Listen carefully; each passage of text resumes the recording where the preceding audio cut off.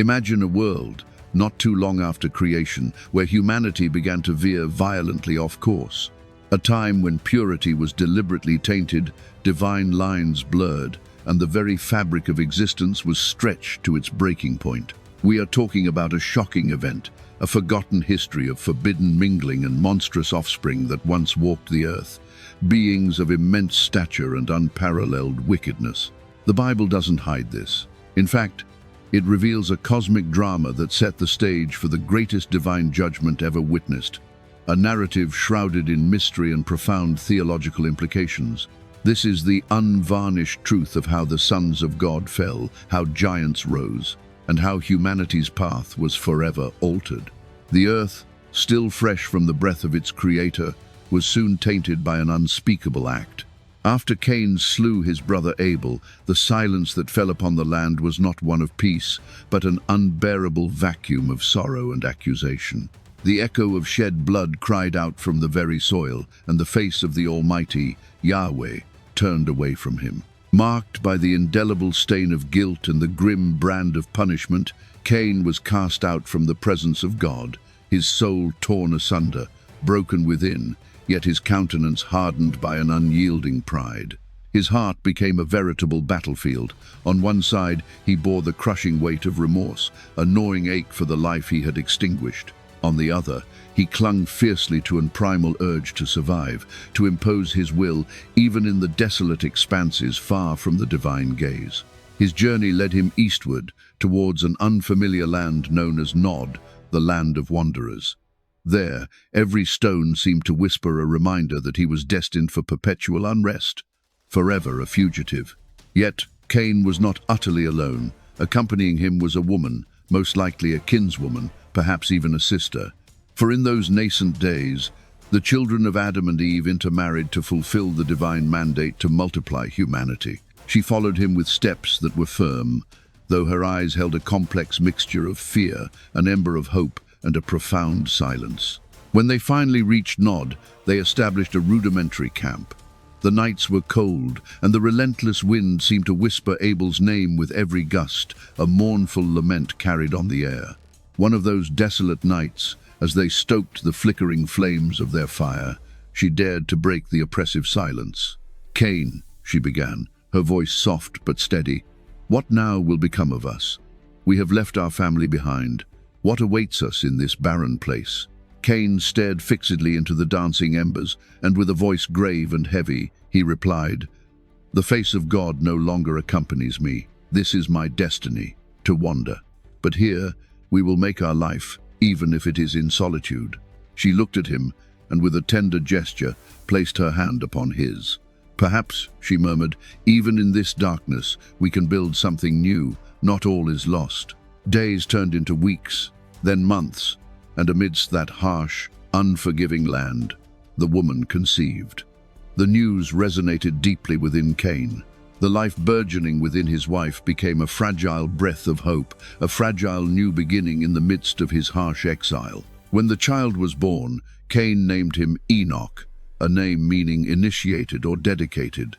With this name, he sought to signify the commencement of something distinct, a legacy that would not culminate in the curse of perpetual wandering.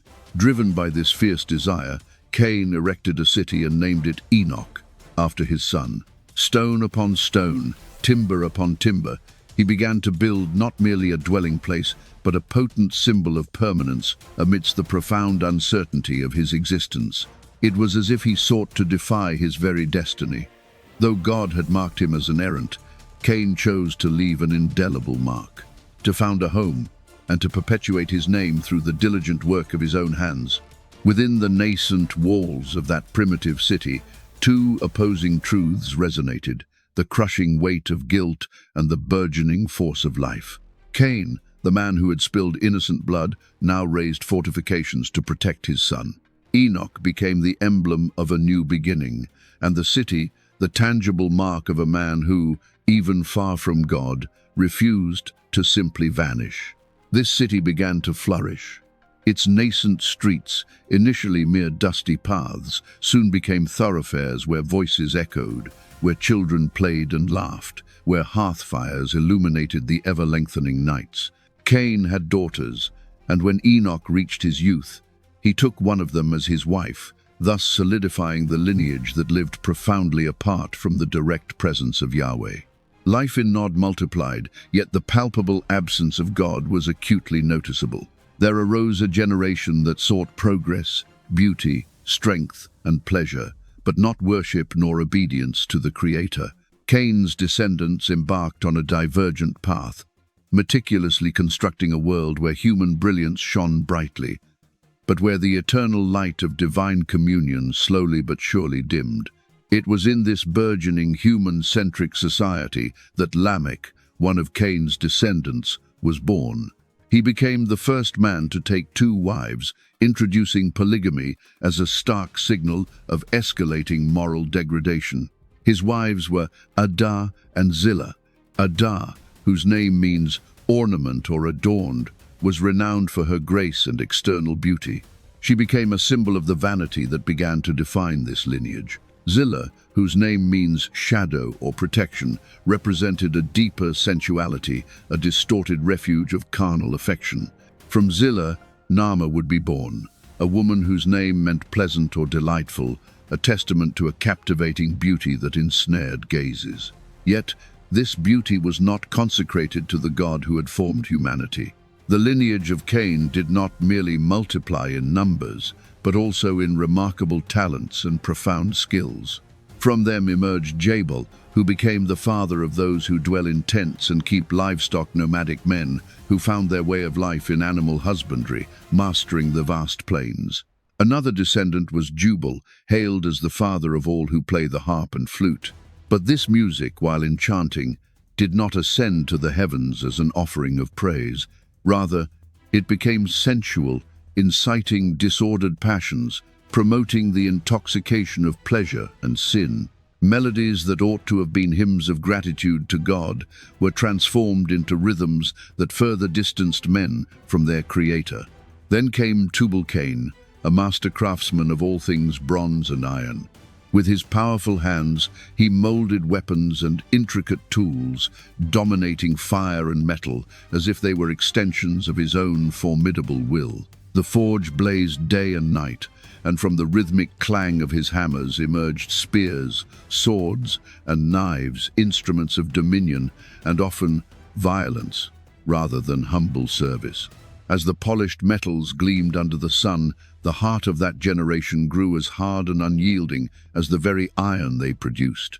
Thus, Cain's city, Enoch, blossomed into a bustling center of human progress, boasting tents, livestock, enchanting music, and gleaming metals.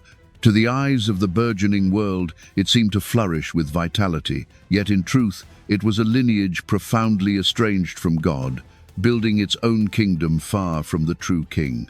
It was a society that shone with external splendor, but internally it was utterly devoid of divine light. Sensuality began to dominate their culture, and women were admired more for the exquisite beauty of their physical forms than for the intrinsic virtue of their hearts. External beauty became the paramount object of esteem, while internal beauty, purity, goodness, and the profound fear of God was largely scorned and cast aside.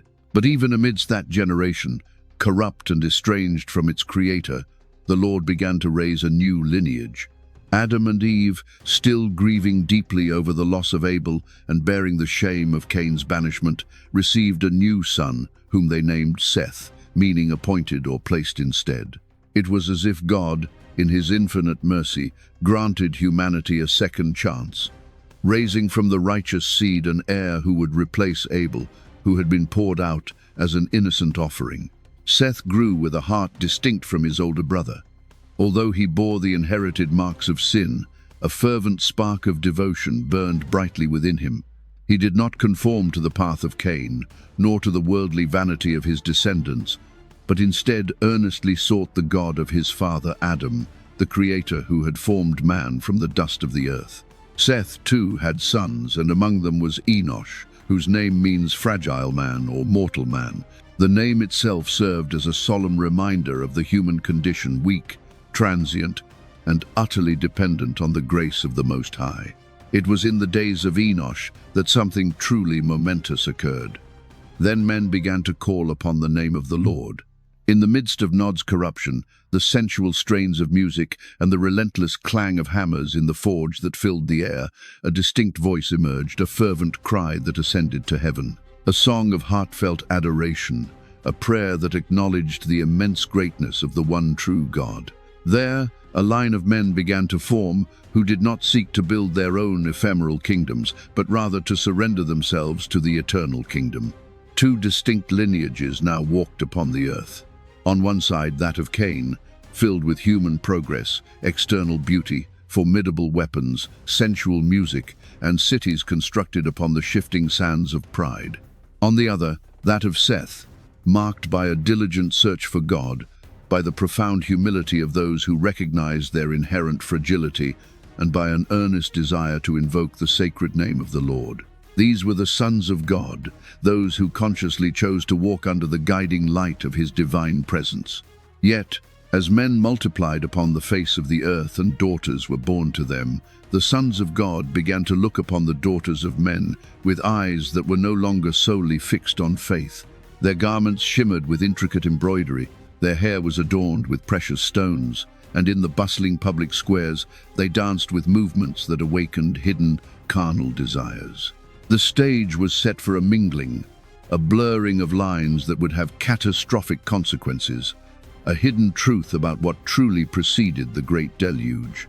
But Revelation 12 may hint at a much deeper, unseen conflict that influenced these earthly unions, a spiritual warfare that mirrored itself in the choices of humanity.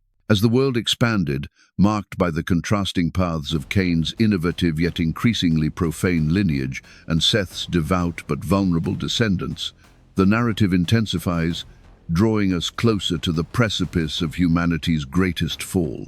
We have seen how Cain, in his defiant pride and remorse, forged a powerful human-centric civilization in Nod, a place of remarkable ingenuity and burgeoning culture, yet one starkly devoid of divine worship. Now, we turn our gaze more fully to the lineage of Seth, the sons of God, who for a time walked a different path, a path intended for communion with the Creator. This divergence, though initially clear, would soon begin to blur under the insidious influence of the thriving, yet godless, Cainite world. Adam and Eve, shattered by the double tragedy of Abel's murder and Cain's banishment, found solace and renewed hope in the birth of Seth. His name, meaning appointed or placed instead, was a profound spiritual declaration, signifying God's merciful provision for a new righteous seed. Seth was destined to carry forward the spiritual heritage that Abel's innocent blood had so tragically consecrated. He did not merely survive. He thrived in a spiritual sense, cultivating a heart that sought after the Creator, distinguishing himself from the material pursuits and burgeoning hedonism of Cain's descendants. While bearing the universal mark of inherited sin, Seth possessed an inward spark of devotion, a yearning for the God who had walked with his father in the cool of the garden. He refused to follow the path of worldly ambition or the fleeting vanities that began to define the burgeoning Cainite civilization. Instead, he diligently sought the God of his father Adam, the sovereign creator who had fashioned humanity from the very dust of the earth. Seth's devotion bore spiritual fruit, and he too begat sons. Among them was Enoch, whose name, fragile man or mortal man, was itself a stark, humbling reminder of the human condition. It spoke of inherent weakness, the ephemeral nature of life, and the absolute necessity of the Most High's grace. It was during the days of Enoch that a momentous, spiritually resonant event occurred. Then men began to call upon the name of the Lord. Genesis 4:26. This was not a casual utterance, but a profound collective invocation, a turning back towards the divine amidst the growing clamor of a world increasingly enthralled by its own achievements. While the air of Nod vibrated with the sensual strains of Jubal's flutes and harps, and the relentless clang of Tubal-Cain's hammers filled the valleys, a different sound began to rise, a fervent cry, ascending to heaven. It was a symphony of adoration, a chorus of prayers acknowledging the immense greatness of the one true God, a direct counter-melody to the developing hedonism. Here, a distinct lineage was forming, not one seeking to erect its own fleeting earthly kingdoms, but rather one striving to surrender to the eternal kingdom of God. Thus, two vastly different descents now walked the earth, their paths initially diverging sharply. On one side stood the lineage of Cain, robust in human progress, dazzling in external beauty, formidable with weapons, enchanting with sensual music, and anchored by impressive cities built upon the shifting sands of human pride. On the other side was the lineage of Seth, marked by an earnest search for God, by the humility of those who recognized their inherent fragility, and by a burning desire to invoke the sacred name of the Lord. These were, in the sacred narrative, the sons of God, those who consciously chose to walk under the guiding light of his divine presence. However, the world, as it multiplied and flourished, began to present new challenges to this spiritual purity. As men proliferated across the face of the earth, and daughters were born to them in increasing numbers, a subtle yet potent shift began to occur. The sons of God, Seth's descendants, who had so diligently called upon the Lord, began to fix their gaze upon the daughters of men. Cain's descendants with eyes that were no longer solely fixed on faith and divine reverence. These women, from the lineage of Cain, were captivating. Their garments shimmered with intricate embroidery, their hair was adorned with precious stones and elaborate styles, and in the bustling public squares of cities like Enoch, they danced with movements that stirred and awakened hidden, carnal desires within the hearts of those who beheld them. Though the two lineages had initially maintained their distance, separated by their spiritual orientations, they began, little by little, to draw closer. At first, this proximity was driven by practical necessity business. Some of Seth's descendants, the sons of God, needed to exchange livestock and various agricultural products with the sophisticated, metalworking and farming daughters of men and their kinsmen. As they journeyed to these bustling Canaanite cities, they were undeniably impressed. They marveled at the urban wonders Cain had engineered for his son Enoch, towering walls that defied the landscape, sturdy houses of stone, wide thoroughfares that spoke of planning and prosperity, and vibrant plazas teeming with a life that buzzed with ceaseless activity. Its inhabitants boasted openly of their achievements, proudly displaying their innovations, their inventions, and the formidable strength of their lineage. What began as a simple, innocent exchange of goods soon planted a dangerous seed of admiration in the hearts of the sons of God.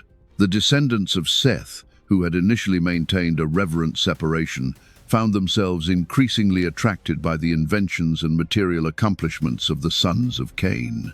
The structured beauty of their walled cities and paved streets, the fiery glow of their smithies where metal was forged with dazzling skill, and the alluring, rhythmic music that resonated through their plazas, all these began to erode their spiritual resolve. What started as mere curiosity gradually transformed into active participation. Soon, they were not merely observing, they were joining the festivals, applauding the technological advancements, and supporting the Canaanites' works, all the while subtly failing to notice how their hearts were slowly but surely drifting away from Yahweh. The reverence that once defined them began to wane, replaced by a growing fascination with the worldly. This dangerous convergence was not merely an earthly phenomenon. Ancient sources hint at a deeper, unseen influence at play. The Book of Enoch, a venerable apocryphal text revered by some early church fathers and essential to the Ethiopian Orthodox Tewahedo Church, provides a more controversial yet compelling perspective on this pivotal period. It describes watchers, celestial beings, who descended to Mount Hermon and took an oath to take human wives, teaching forbidden knowledge to humanity. This account suggests that the blurring of lines between the sons of God and the daughters of men was not solely a human failing, but was also driven by supernatural forces, a cosmic seduction orchestrated by fallen entities. Indeed, within these increasingly wild festivals, the sons of Cain boasted loudly of their lineage and their transgressions. They would declare, "Our ancestor Lamech was the first to take 2 wives. Ada and Zillah. He showed us the path of strength and pleasure. Why confine oneself to a single woman if the gods have given us so many?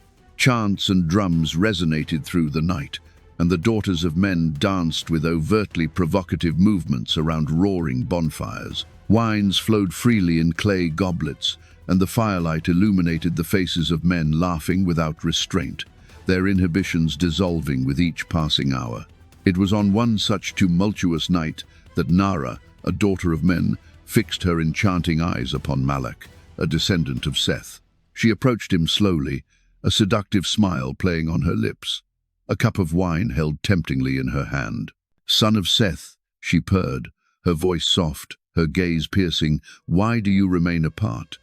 Do your gods forbid you from enjoying life?" Malak lowered his eyes, the words of his father echoing in his mind. "The God of my fathers is holy," he replied, his voice trembling slightly. "He commands us to remain pure, far from corruption." Nara laughed softly, closing the distance between them until she stood directly before him. The intoxicating aroma of her perfumes enveloped him, and her voice became even more insinuating. "Pure? What purity do you speak of, if your heart beats so fiercely as you gaze upon me? Look at my hands, feel my skin. Can your God give you this warmth? Listen to my laughter, behold my dance. Can your God give you this delight?" She took Malak's hand and gently guided it to her face. He faltered, his eyes beginning to cloud with overwhelming desire. Nara took another step, leaning close to his ear and whispering, "Come with me, and you will know what your fathers have denied you until now." Malak, weak before her insistent allure, succumbed to Nara's charm. That night, he forgot the sanctity of Yahweh's altar and surrendered his heart and his body to the captivating daughter of men. When he returned to his own people, he was utterly transformed. His voice no longer spoke with the humble reverence of fear, but with an unrestrained, arrogant pride. "My brothers," he proclaimed, his voice ringing with newfound passion, "I had never witnessed such splendor. The beauty of these women is like the radiant dawn, their perfume sweeter than the incense of the altar. Their dances make the heart tremble, and their caresses are as unique as rivers that flood the soul." Eliak, still bearing a wholesome fear of Yahweh, rebuked him. "Malak, what are you saying? Will you exchange the heritage of Yahweh for the fleeting delight of a single night?" But Malak, now consumed by carnal passion, raised his voice. "Speak not of fear, but of joy. What good is it to worship in silence if our hearts burn for what our eyes desire? Come with me, and you will know what I have known. No sacrifice, no altar can compare with the pleasure of their embrace." His words, poisoned by the sweetness of forbidden fruit, spread like a contagion. One after another, others began to follow his dangerous example. What was once doubt transformed into ravenous craving. What was once fear transmuted into self-serving justification. Thus, the sons of God eagerly joined the sensual feasts, taking multiple wives as the sons of Cain did, who boasted of following the example of Lamech, the first to take 2 wives. The abominations multiplied, and soon there was no altar to Yahweh that was not replaced by a burgeoning cult to pagan gods. Amidst chants, wine, and dances, men offered their bodies as sacrifices, and what should have been adoration to the living God became unrestrained idolatry. This was the true beginning of the great corruption, when the sacred became irrevocably intertwined with the profane, and the pure lineage of the sons of God lost its spiritual integrity. They surrendered entirely to carnal pleasure and idolatry.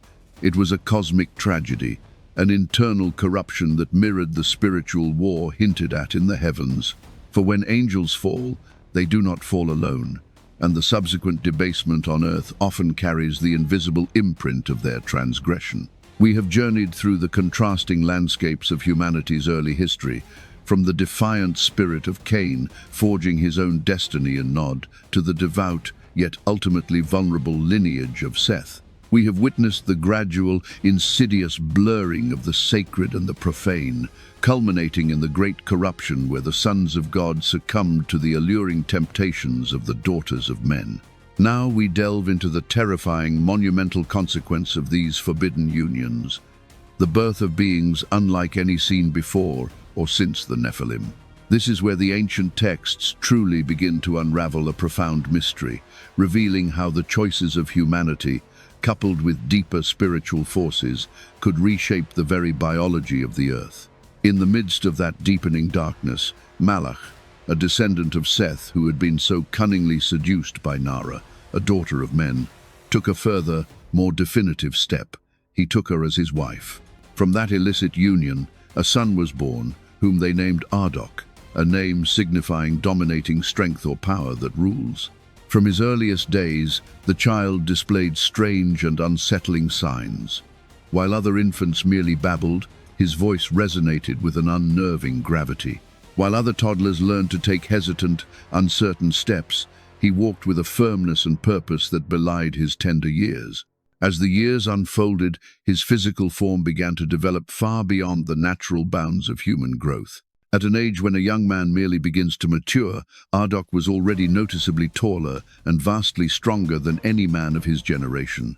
His stride was resolute, his arms possessed prodigious power, and his very presence commanded a fearful respect. His mother, Nara, gazed upon him with unbridled pride, proclaiming to the other women, "I have given birth to a different kind of son, a son of immense power." Nara's words ignited an inferno in Malach's heart. He reveled in his son's extraordinary stature and prowess, proudly declaring before his kinsmen, "Behold what I have begotten with the daughters of men. Is not Ardok proof that we are greater than our fathers?" Until this pivotal moment, the sons of God had approached the daughters of men primarily for fleeting pleasure and companionship, without necessarily contemplating the creation of a new lineage. But upon witnessing Ardok, this towering marvel, and hearing his father's arrogant boasting, a dangerous ambition began to stir within their hearts. They gathered together, their voices restless, discussing with fervent intensity what they had just witnessed. "Have you seen Ardok?" demanded Abias, a descendant of Seth, his eyes burning with a newfound covetous fire. "He is not like us. He is larger, stronger, faster. Who could possibly stand against him?" "It is true," Samir responded with a sigh of longing, his gaze still fixed on the distant, colossal figure of Ardok. "If Malach, being one of us, has begotten such a son, what might we achieve if we also take wives from among them?" But Eliak, who still clung to the fading fear of Yahweh, retorted with a firm, albeit trembling voice, "Do you not see the deepening corruption? Is it not enough that you have taken wives in disobedience? Now you seek to multiply your rebellion and fill the earth with sons who do not know the Most High." His words fell like a heavy stone, but they were quickly silenced by the haughty voice of Abias. With an arrogant gesture, he declared, "Speak not of purity, Eliak. Do you not hear how everyone pronounces Ardok's name? His fame sweeps through the villages. His figure rises like that of a true hero. I too desire a son who will perpetuate my name." Samir, fully infected by this swelling ambition, added with grim determination, "If glory lies in sons, I shall not be left behind. I will take the daughters of men, and from me shall be born the valiant heroes of the future." And so, one after another, the sons of God were persuaded. What had begun as a transient delight, a momentary surrender to carnal pleasure, now transformed into a deliberate, ambitious quest for a powerful new lineage. Malach's example spread like wildfire through the camps of Seth's descendants. Soon, their settlements were filled with strange, colossal offspring. The giants began to multiply across the earth. They were undeniably larger and stronger than other men, distinct in their daunting presence and immense vigor. The ordinary peoples of the earth gazed upon them with a mixture of profound awe and paralyzing fear. These formidable giants came to be known as the Nephilim, and their very name became synonymous with unparalleled power and unbridled violence. Their fathers spoke of them with immense pride, raising their voices to declare, "Behold our lineage, behold the heroes of antiquity, behold the men who will make the earth tremble." And humanity, mesmerized by their towering figures, marveled at their raw strength and exalted their fearsome glory. But in the celestial realms, these prodigious offspring were viewed through a vastly different lens. They were seen as the bitter fruit of a profound disobedience that had irrevocably contaminated what was once holy. They were seeds of endemic violence, twisted plants that could yield nothing but the bitter harvest of destruction. Thus, human arrogance multiplied exponentially, and violence spread like an unstoppable raging river.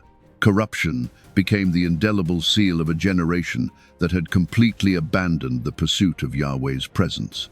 With the relentless march of time, the altars once erected to the Creator fell silent, becoming gradually covered with layers of dust and forgotten memories. Meanwhile, the public squares and bustling cities now throbbed with unholy shouts, frenzied dances, and the constant threat of blood. Humanity had exchanged the worship of God for the arrogant exaltation of its own flesh and its monstrous progeny. The Nephilim, those giants born from the forbidden mingling of the divine and the human, now rose as the undisputed masters of the earth. Their strength was feared by all, for they were capable of destroying entire cities with terrifying ease, tearing down towering walls with their bare hands. They set villages ablaze, spreading terror and desolation wherever they strode. They felt utterly invincible, walking among the terrified peoples as if they were eternal beings, beyond the reach of any mortal challenge. Some, driven by an almost pathological hubris, even began to proclaim themselves gods, demanding sacrifices in their honor. The terrified multitudes, dominated by an overwhelming fear, prostrated themselves before them, erecting pagan altars where human blood flowed freely as an unholy offering. The pride of the Nephilim swelled day by day, reaching an almost unimaginable zenith. They boasted of their formidable lineage with arrogant, booming voices, declaring, "We are the children of power, the valiant ones of antiquity, those who dominate the earth. No one can stop us, for our power is greater than that of mere men, and our glory shall have no end." This insatiable pride was fueled by unchecked debauchery and unrestrained revelry. They drank wine to excess and engaged in endless celebrations, where rampant intoxication and unbridled lust became the only law. Their tables groaned under the weight of excessive meats and overflowing goblets, and their bodies were surrendered to every imaginable indulgence without limit. In those raucous festivities, the drums throbbed relentlessly until the break of dawn. Unholy chants mingled with obscene laughter, and the thick smoke of sacrifices offered to false gods draped the sky like a suffocating veil of corruption. And as the wine flowed in abundance, violence itself transformed into a public spectacle. Some Nephilim hunted men for sheer amusement, treating them as if they were mere animals of sport. Others competed in perverse acts of cruelty, measuring their terrifying strength in bloody duels to the death. There were even those who, with a twisted, perverse delight, murdered the youngest and most vulnerable, solely for entertainment, as if human life were nothing more than a trivial game. Others devastated entire fields and ravaged communities simply to display their overwhelming power, tearing up fertile crops and destroying harvests they did not even need. Horrific stories spread like wildfire among the terrorized villages, tales of these giants who could smash down the gates of a city with a single colossal hand and enslave its entire population. In this grim manner, wickedness ceased to be an isolated act. It became the very way of life for all humanity. Justice, truth, and compassion were utterly extinguished, relics of a forgotten past. The entire world was thus subjugated under the brutal dominion of the Nephilim, a generation that perceived itself as eternal, considered itself invincible, and sought its own worship in lieu of honoring God. Their names filled the depraved songs of the age, their terrifying deeds were carved onto stone tablets, and their monstrous images were venerated as divine. Yet, behind this terrifying facade of power, there was nothing but utter ruin, insatiable pride, and pervasive sin. And it was not only the giants who had become utterly corrupted. All the men of the earth, from the greatest to the smallest, had likewise fallen. The whole of humanity had strayed, and wickedness was great upon the face of the world. Every design of the thoughts of their heart was continually only evil, Genesis 6-5. The earth, originally created to reflect the glory of God, was now entirely covered in a suffocating blanket of corruption and savage violence. This unprecedented level of pervasive evil is detailed in the ancient Book of Jubilees, which speaks of a widespread moral collapse and the corruption of all flesh, reinforcing the biblical narrative of total depravity. In the midst of so much darkness, the heavens gazed down with profound sorrow upon what humanity had become. That being, formed with the very breath of the divine, intended to walk in pure communion with its creator, had now utterly transformed into a creature completely given over to sin, seemingly incapable of seeking the light. This cosmic lamentation hints at a profound spiritual battle lost, a turning point where humanity fully embraced the path of darkness. We stand at the precipice of divine judgment, having witnessed the cataclysmic descent of humanity from the subtle sway of temptation to the full-blown reign of wickedness and the terror of the Nephilim. The lineage of Seth, once a beacon of devotion, became entangled with the worldly advancements and seductive allure of Cain's descendants. This fusion birthed the giants, whose immense power and unbridled violence plunged the world into an era of unprecedented depravity. Now, as the very heartbeat of creation groans under the weight of ceaseless evil, we confront the agonizing reality of God's profound grief, a sorrow so immense it compelled a cosmic decision that would forever alter the course of Earth's history. Then, Yahweh regretted that he had made man on the earth, and it grieved him to his very heart. Genesis 6-6. This was not a human repentance, born of error or misjudgment, but the profound, agonizing heartbreak of the Creator who had poured his essence into his creation. He now watched, with infinite sorrow, as the work of his own hands consumed itself in unrelenting wickedness. Like a heartbroken father who watches a beloved yet rebellious child destroy themselves, so the Most High gazed upon humanity, and his heart was filled with an immeasurable sadness. And Yahweh spoke with a solemn, resonant voice, declaring judgment upon all that he had created. I will blot out man whom I have created from the face of the land, man and beast, creeping thing and birds of the heavens, for I am sorry that I have made them. Genesis 6-7. The divine sentence descended like a thunderclap upon the unfolding tapestry of history. The earth, which had begun in Eden with the perfection of life and innocent communion, was now destined to be purified through an act of overwhelming destruction. Nothing would remain beyond the reach of this righteous judgment, for everything had become utterly contaminated. Men, animals, birds of the air, and beasts of the field, all had been swept into the maelstrom of humanity's profound corruption. The sanctity of creation had been violated, and now only a cleansing fire, or in this case, water, could reset the course. But even amidst that desolate panorama, when all seemed irrevocably lost, a fragile spark of hope flickered in the encroaching darkness. Among a generation utterly twisted and depraved, one man stood distinct.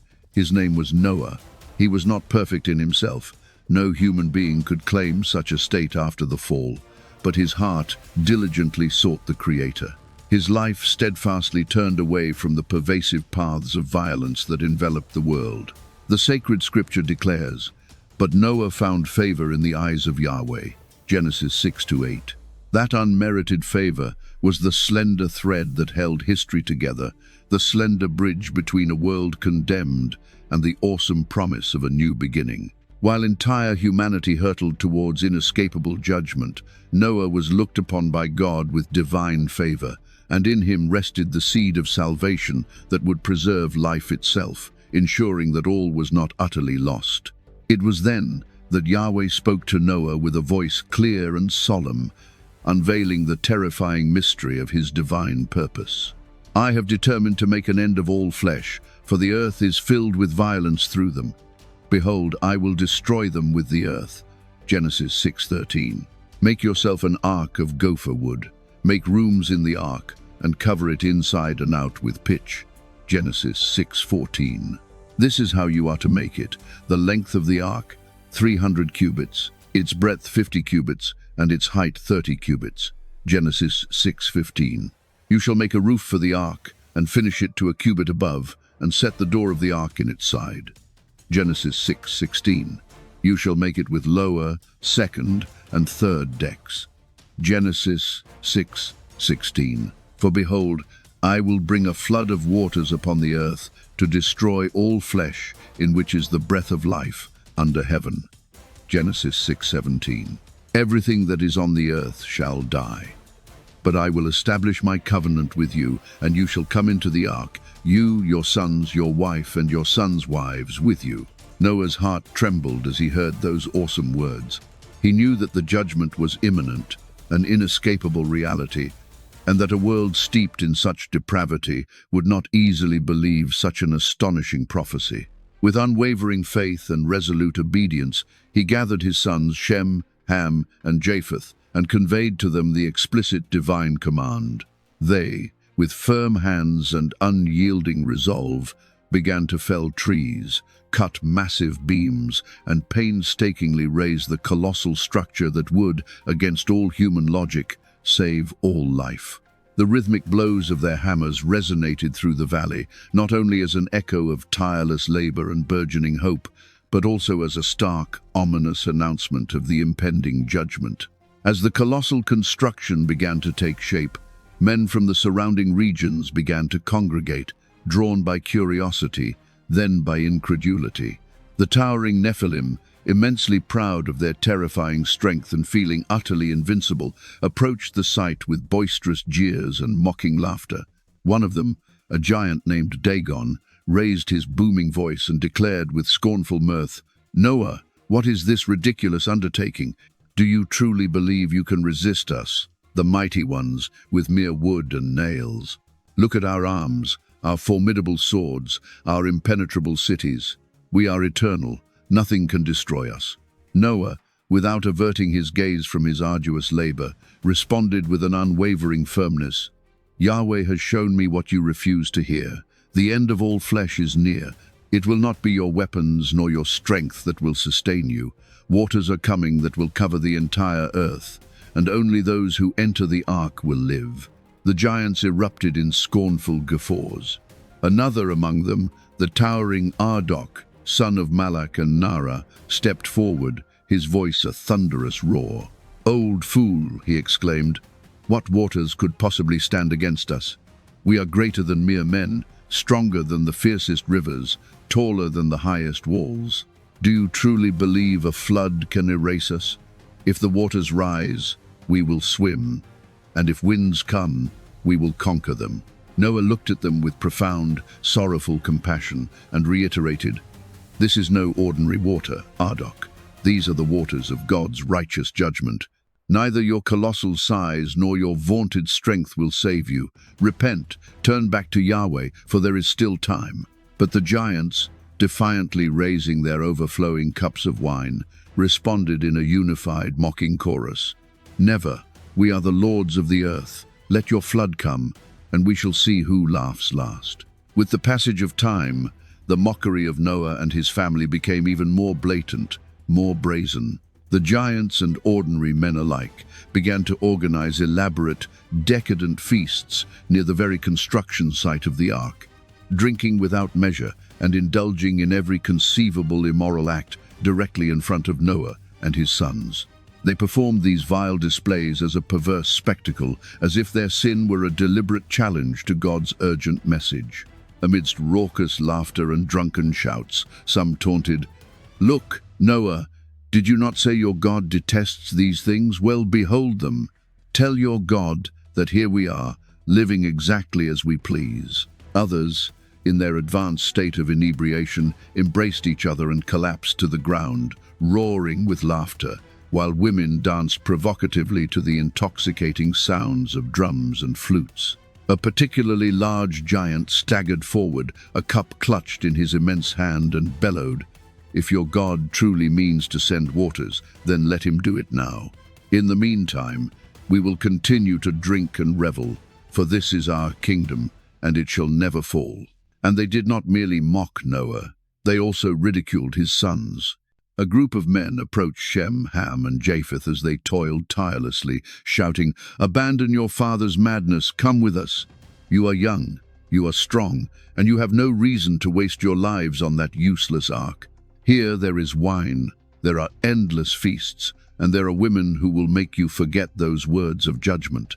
Then a sensual woman, adorned in striking garments and glittering jewels, stepped forward, swaying provocatively before them. With a seductively soft voice, she purred, "Look closely at me, sons of Noah. Even if you are married here, no one cares about such trivialities. Life is short, and pleasure lies before you. Do you not feel the desire stirring in your hearts? Come and taste. Let your bodies know what you deny yourselves by following the foolishness of an old man." Shem resolutely turned his gaze away, and Japheth, though his voice trembled slightly, replied, "Do not tempt our hearts. What you do is an abomination before God." But the laughter and shouts only grew louder. The woman rejoined her companions, laughing derisively. Poor boys. They remain chained by their father's delusions. When the water does not come, we shall see who was right. Noah, tears welling in his eyes, raised his voice amidst that corrupt and defiant atmosphere. "O faithless generation, your delight will be your ruin. Do not mock him who made the heavens and the earth. And I tell you, the day will come like a torrential flood, and no dance, no banquet will deliver you from its waters."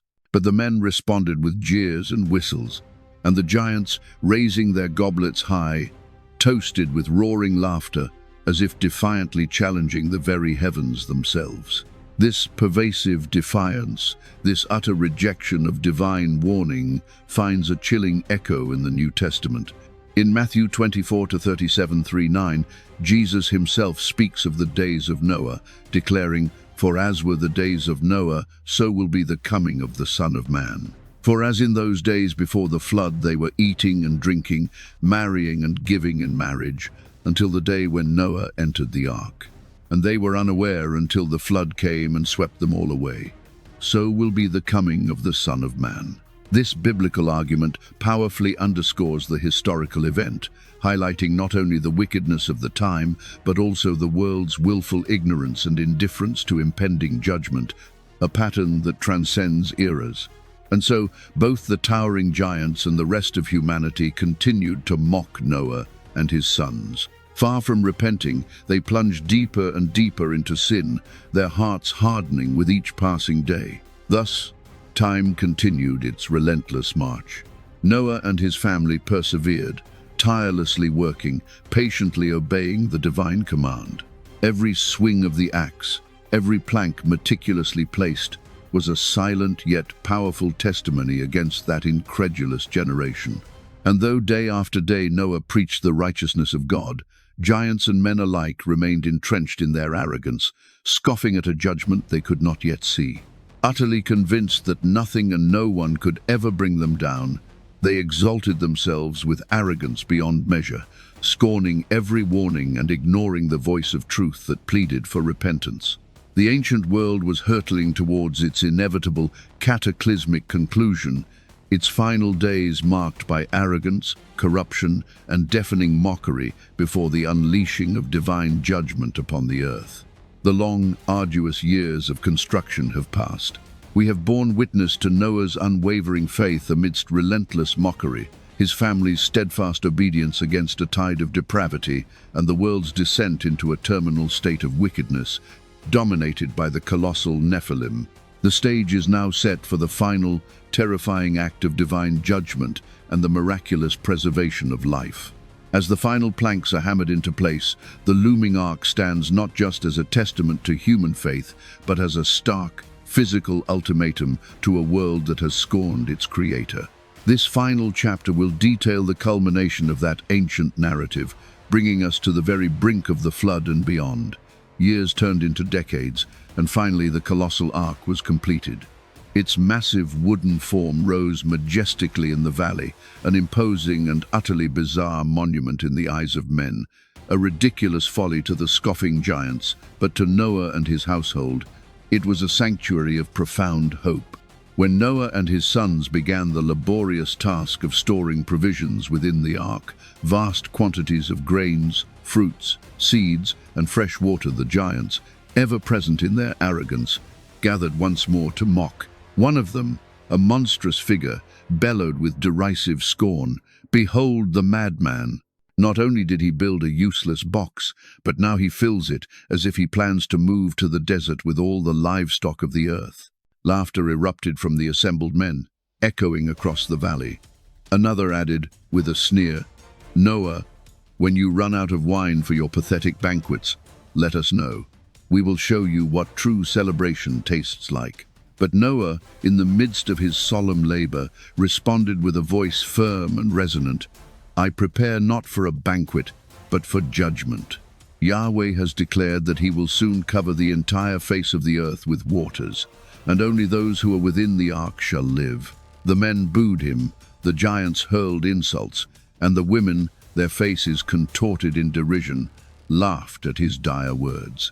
Then, something utterly unexpected, something profoundly supernatural, began to unfold before their disbelieving eyes.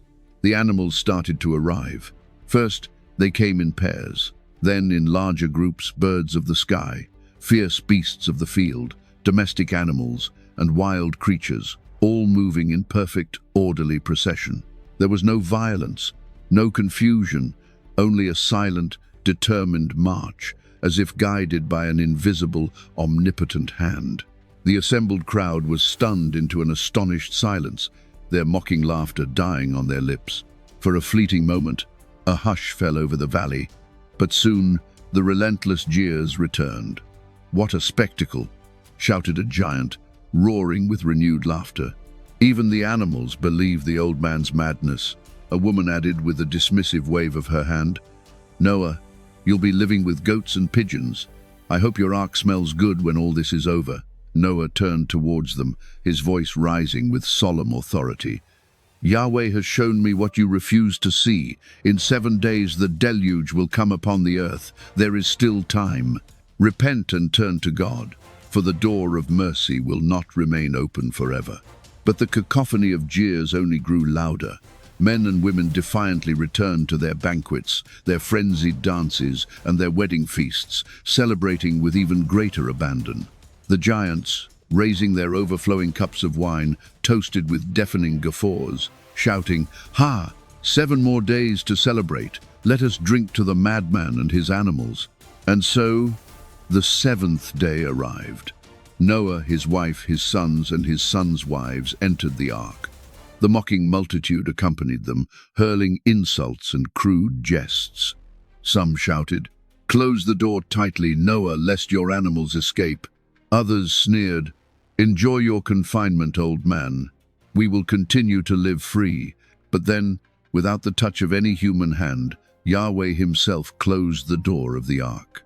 It was a divine seal, a final, unyielding separation between those who chose faith and those who clung to their defiant pleasures. And the sky, which until that very moment had remained serenely clear, began to darken ominously.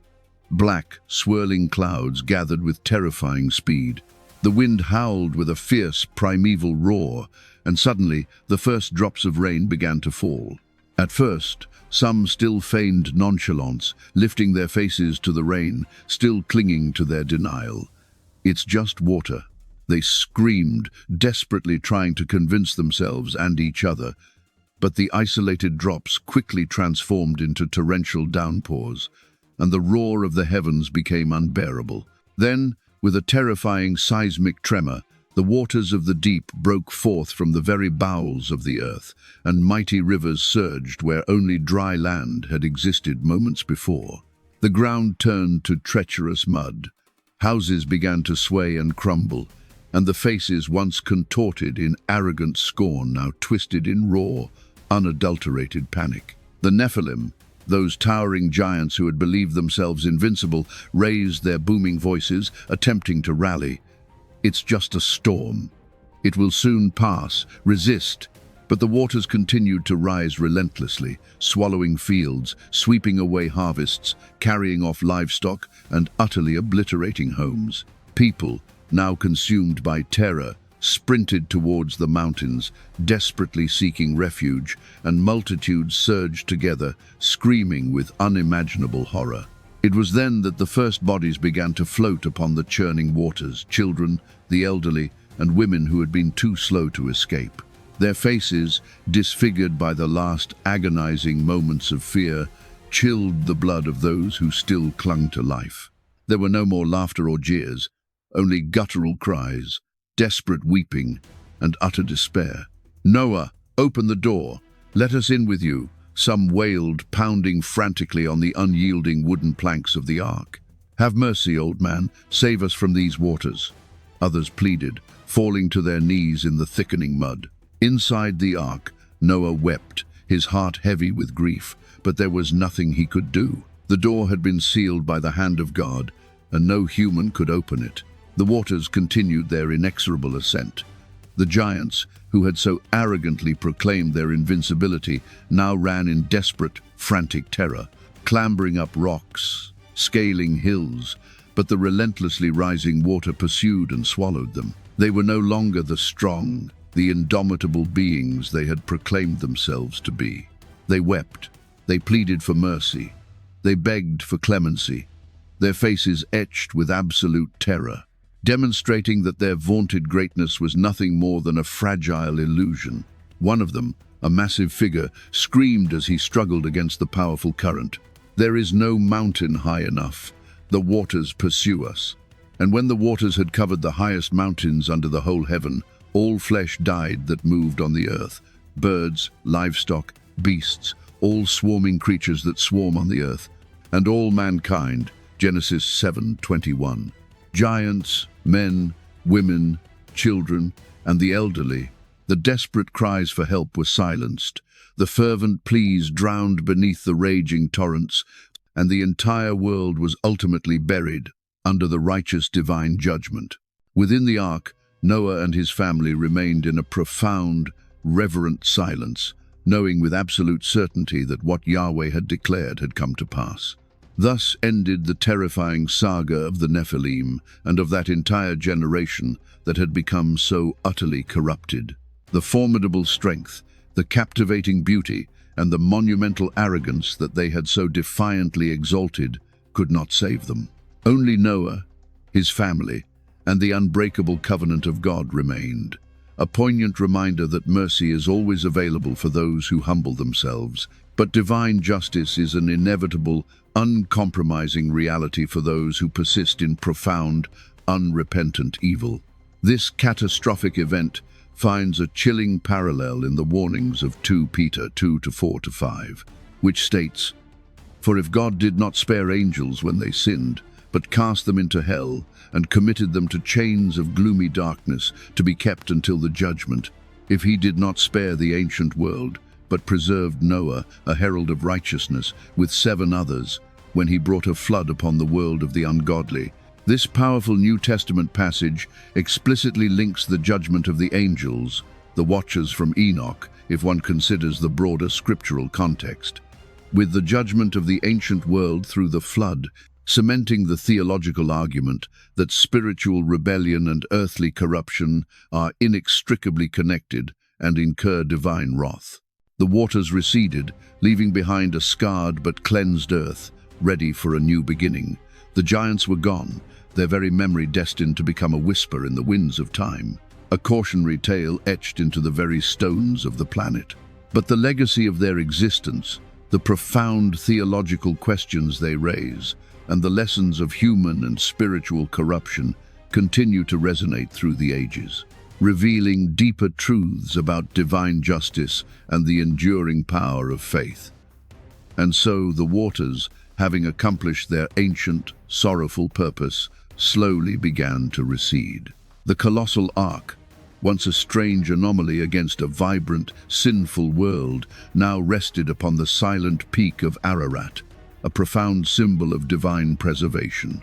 Beneath its weathered timbers lay a world stripped bare, cleansed not just of flesh, but of the very echo of profound human and spiritual rebellion. The vibrant, boisterous cities of old, the clanging forges, the lilting, sensual music, The arrogant boasts of the Nephilim, all were swallowed by the deep.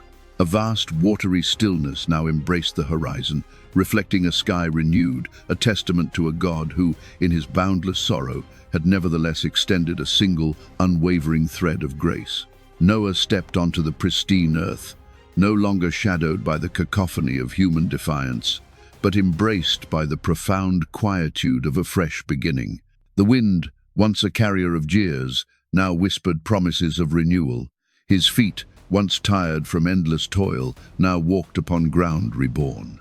This was not merely an ending, but a sacred pause, a deep breath before the dawn of a new human story. The enormity of what had transpired, the sheer scale of divine grief and unwavering love, settled upon the hearts of Noah and his family like a sacred mist. They had witnessed the terrifying justice, yet tasted the unmerited favor. And in that humbling quiet, they understood that the true strength was not in walls of stone or muscles of giants, but in the tender, unyielding embrace of the Creator. The lessons of those ancient days of purity, lost, and grace. Thank you for listening.